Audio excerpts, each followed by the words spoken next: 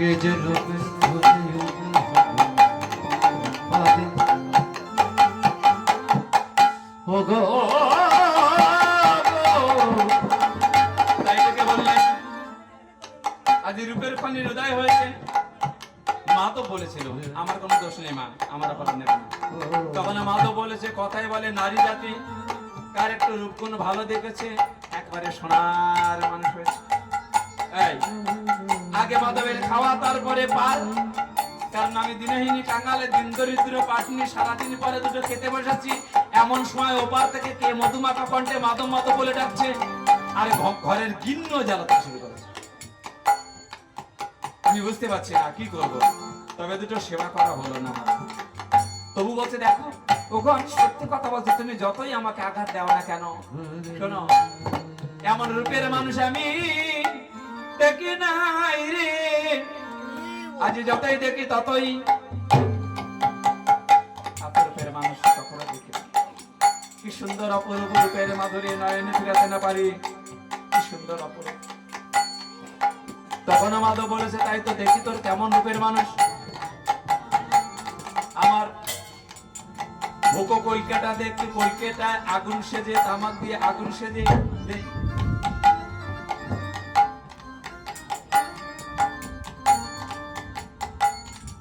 আর ভালো করে একটু তামাক সেজে দে, ভুকো কলকাতা দে, ভালো করে তামাক সেজে কলকাতা আগুন দেয়, আগুন দিয়ে দে।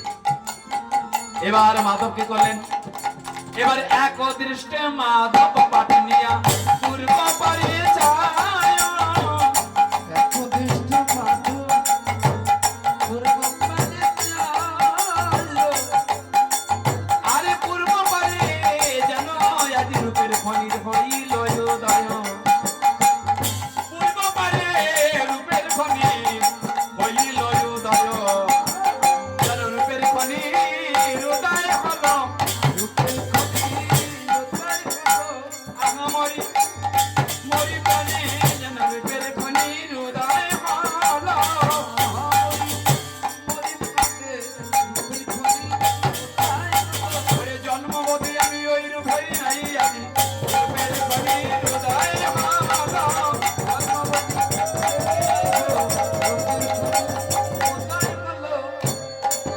আর রূপের খনির উদয় হলো। আরে মাধব বলেছে, তাহলে তো গিন্নি ঠিক কথাই বলেছে, কতই মানুষ পার হয়ে যায় কিন্তু এমন রূপের মানুষ কখনো আমি দেখিনি। গিন্নি তো ঠিক কথাই বলেছে। তাই মাধব বলেছে, ওরে ওরে আমার হুকো কলকাতা তামার সেজে আর আমার বইটাখানা দে, আর বিলম্ব করিস না। এবার জোরে জোরে বেয়ে চলে মেরি নন্দন, জোরে জোরে বেয়ে চলে মেরি নন্দন, জোরে জোরে বেয়ে চলে মেরি নন্দন, জোরে জোরে বেয়ে চলে মেরি নন্দন। কিছু দূরে যে মাধব দিল তোর সোনা, কিছু দূরে যে মাধব দিল দর্শন। তাই কিছু দূরে যে মাধব যখন, তখন তরির অবস্থা কেমন হয়েছে, তরির মনে আর আনন্দ ধরে না, বলে আমার কাষ্ট জনম ধন্য হবে, আমার কষ্ট যাবো ধন্য হবে। ওই ভগবানের চরণ পেয়ে আমার কাষ্ট জনম ধন্য হবে, ভগবানের চরণ পেয়ে কষ্ট যেন ধন্য হবে।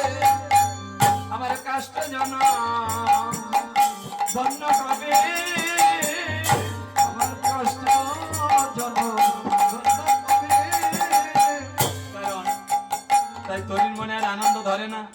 তাই মাধব কি করলেন মা, এবার জোরে জোরে, হ্যাঁ জোরে জোরে বেয়ে চলে গমেরি নন্দন, জোরে জোরে বেয়ে চলে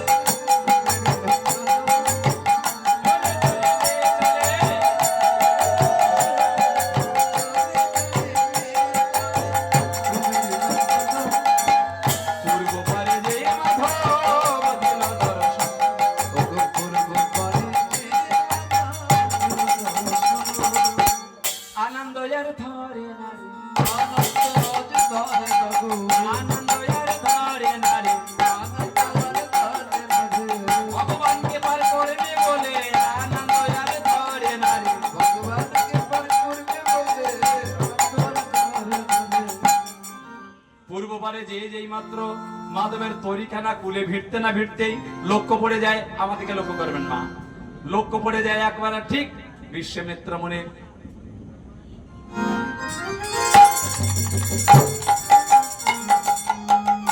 ঠিক বিশ্বমিত্র মনে জারির দিকে। মাধব বলেছে এবার বুঝতে পেরেছে দুপুরবেলা কেন ডাকাডাকি, এই যে দাঁড়িলাম মনে পার হয়ে যায়, একটাও কড়ি দিয়ে থাকে না, আর এই যে অকম্মা এই দুটো ফিরি ফিরি পার হতে এসেছে, মানে ধলতা ফিরি, বুঝতে পেরেছে? এই জন্য দুপুরবেলা ডাকাডাকি। তবে একটু জিজ্ঞাসা করা যায়, এই কেন এদিকে তোকে তো পার হতে এসেছো না, কড়ি নিয়ে এসেছো? আমাদের কাছে তো কড়ি নেই মাধব। ও এটা তো আমি জানতাম, আমি জানতাম।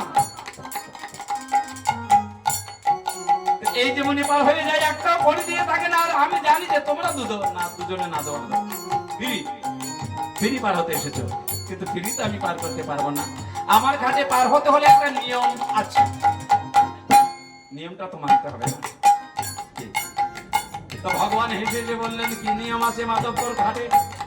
তাই মাধব বলছে দেখো তোমার দিকে তো ভক্তি হয়, তুমি না কি সুন্দর গো, এসো না। তবে তোমার দিকে আমার ভক্তি হয়, তবে আমার ঘাটে পার হতে হলে নিয়ম কানুন আছে। কি নিয়ম? পার পার